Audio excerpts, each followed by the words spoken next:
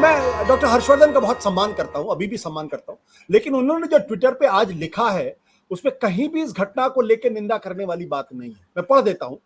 मैंने ट्विटर पर अपना नाम ट्रेंड होते देखा है, जहां लोगों ने मुझे इस दुर्भाग्यपूर्ण घटना में बेवजह घसीटा है, जहां दो सांसद, देखिए ये शब्द का है, दो सांसद सदन में एक दूसरे के खिलाफ असंसदीय भाषा का इस्तेमाल कर रहे थे।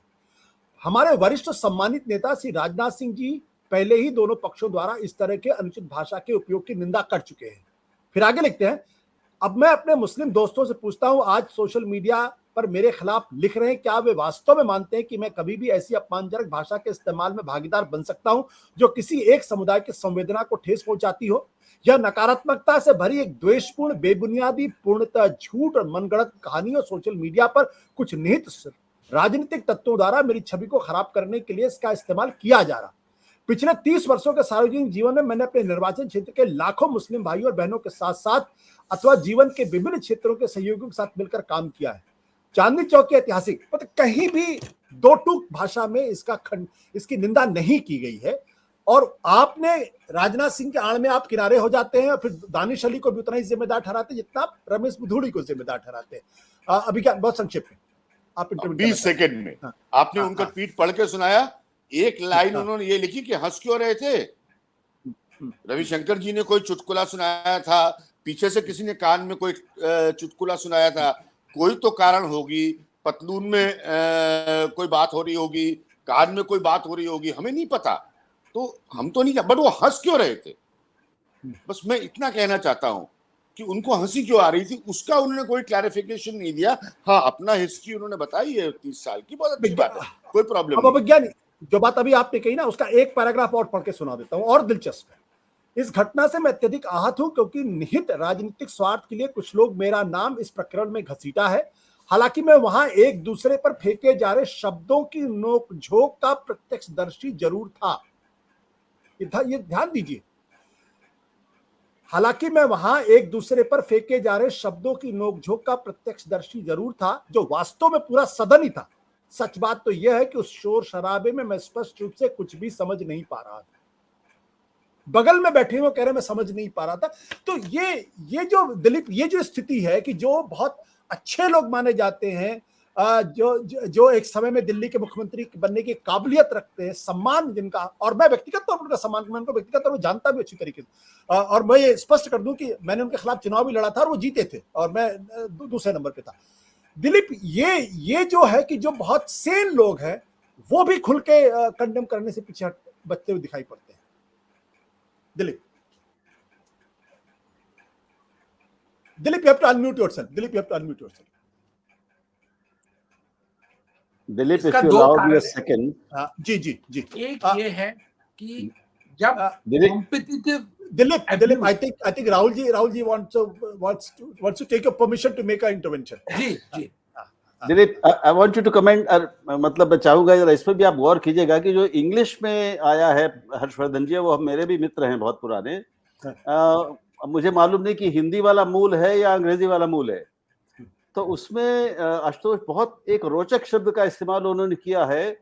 I was witnessing the jugglery of words being used by both parties. Jugglery, मतलब ये एक बहुत अद्भुत मजेदार शब्द है। तो दिलीप इस पर कुछ भी गौर करेंगे? जी, मैंने भी वो पढ़ा था और मुझे लगता है कि जब ये कॉम्पिटिटिव अब्यूज का माहौल होगा, जैसे करण ने कहा था कि एक तरह से आता है फिर दूसरे तरह से आता है, ये सब नहीं है।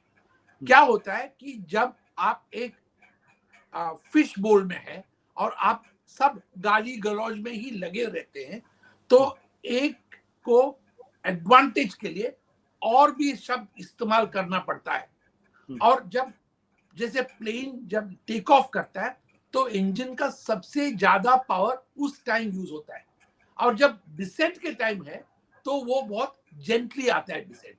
तो असेंट के टाइम में ये जो गाली का इस्तेमाल होता है, और जैसे अभिज्ञान ने कहा या किसी और शीतल जी ने कहा था कि अब तो पार्लियामेंट में एक्चुअली लोग एक दूसरे को मारेंगे भी, वो भी हो सकता है।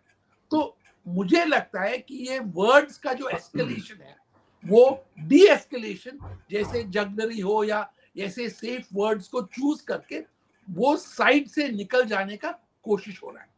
दूसरी चीज, हमारे जो इस पीढ़ी के बच्चे हैं 18 से लेके 35 तक, वो ज्यादातर व्हाट्सएप यूनिवर्सिटी के स्टूडेंट्स हैं और वहां का जो शब्द का इस्तेमाल हो रहा है वो शब्द का एक्सपेक्टेशन आज सोफिस्टिकेशन या थोड़ा सा पेशेंस या जेंटलनेस या ह्यूमैनिटी, ये सब शब्द उनके वोकैबुलरी में है ही नहीं।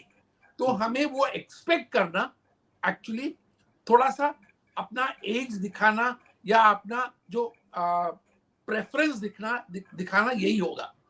मुझे लगता है कि ये जो इस वक्त हम देख रहे हैं ये एक एस्केलेशन के तरफ जा रहे हैं, क्योंकि पार्टीज ने मेजर करके देख लिया कि एटलीस्ट एक पार्टी ने देखा कि नफरत ही फैलाने में उनका एडवांटेज है, उनका कोई डिसएडवांटेज नहीं है उसमें से। और जब तक हम उनको इलेक्टरल रिजल्ट्स इसी हिसाब से देते रहेंगे तब तक उनका एक्सपेक्टेशन इसी पे चढ़ते जाएगा।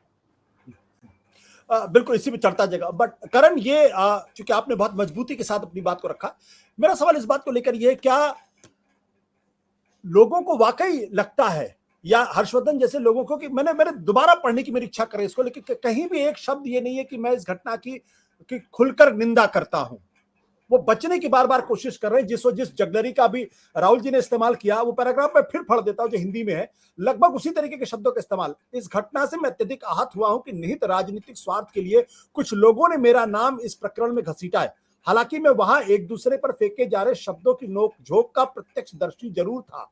सच बात तो यह कि शोर शराबे में मैं स्पष्ट रूप से कुछ भी समझ नहीं पा रहा था।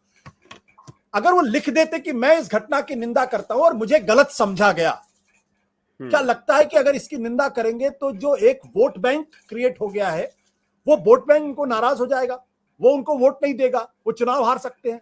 ये मानसिकता है क्या करें?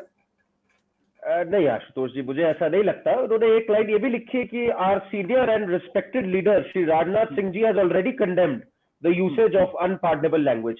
मुझे नहीं लगता हर्षवर्धन जी इस समय वोट बैंक को ताड़ रहे थे। मैं एक बात फिर से बताऊंगा, मेरा साउंड सिस्टम्स का काम है थोड़ा, इसलिए मैं एक बार फिर सबके सामने स्पेसिफाई कर दूं। डोम शेप स्ट्रक्चर होता है जो पार्लियामेंट का होता है, उसमें जो स्पीकर्स होते हैं वो साइड्स पे होते हैं, आवाज कम रखी जाती है ताकि एको ना हो। इसीलिए जो लोग हेडफोन लगाते हैं उनको बड़ी स्पष्टता सुनाई देता है जो मेंबर एक्टिव माइक पे बोल रहा हो। जरूरी नहीं है ना उन्होंने, हर्षवर्धन जी ने माइक लगा रखा था उस समय, क्रॉस टॉक होती रहती है जो कि ऑन रिकॉर्ड नहीं जाती है। हो सकता है उन्होंने ना सुना हो, otherwise it is bad politics. उनको भी पता है, इतना कैमरा है कि वो अगर हंसते हुए दिखेंगे इतनी भद्दी टिप्पणी पे, उन्हें भी पता है it will not go down well. पुराने व्यक्ति हैं, चांदनी चौक के हैं, बहुत माइल्ड मैनर्ड है। मैं भी व्यक्तिगत तौर पे उनसे मिलता रहता हूं, जानता हूं उनको। मुझे नहीं लगता आशुतोष जी इनको जरूरत थी इस चीज की, और ये एक सोची समझी साजिश है। इससे मैं डिसएग्री करता हूं अगर आप मुझसे पूछे तो। बाकी सबका अपना अपना उस पर आंकलन हो सकता है, वो बात ठीक है। एक बात है इसमें कि नफरत की जरूरत थी बीजेपी को, मेरा मानना है। हो सकता है कभी रही हो सकता है आगे हो सकता है बाकी पार्टियों को। इस समय बीजेपी को इस कंट्रोवर्सी की जरूरत नहीं थी। इनके पास already women reservation bill pass करने का एक यूफोरिया था। प्रधानमंत्री बीजेपी हेडक्वार्टर्स में एक हीरोइक वेलकम पे घूमे, अंदर आए थे, हर तरफ उसी की चर्चा हो रही थी, कभी चंद्रयान 3, कभी G20, कभी women reservation bill. He did not need this controversy. I could have accepted it कि हो सकता है जब इनका पलड़ा नीचे जा रहा हो, डाइवर्जनरी टैक्टिक्स के लिए इस चीज की आवश्यकता हो, तो मैं फिर भी एक बेनिफिट ऑफ डाउट दे देता। इस समय जो अभिज्ञान जी ने बात कही, मुझे लगता है इस समय इनको जरूरत नहीं थी इस तरह की कोई भी कंट्रोवर्सी की। तो मेरे ख्याल से एक सेटबैक ही है, क्योंकि जो चर्चा बीजेपी की अचीवमेंट्स के बारे में हो रही थी इस समय, वो अब चर्चा शिफ्ट कर गई है कि इनकी निंदा होनी चाहिए। इसलिए आई डोंट थिंक ये एक डेलिबरेट अटेम्प्ट है हर्षवर्धन जी का या बीजेपी का, ये मेरा मानना। चलिए आप बिल्कुल, बट लेकिन राहुल जी ने जो बात कही है, जिस और शीतल जी ने इशारा किया, अगर प्रधानमंत्री जी के यहाँ से दो टूक शब्दों में आ जाए इस तरीके की भाषा स्वीकार नहीं होगी, अगर कोई करेगा तो उसके खिलाफ बड़ी कार्रवाई होगी।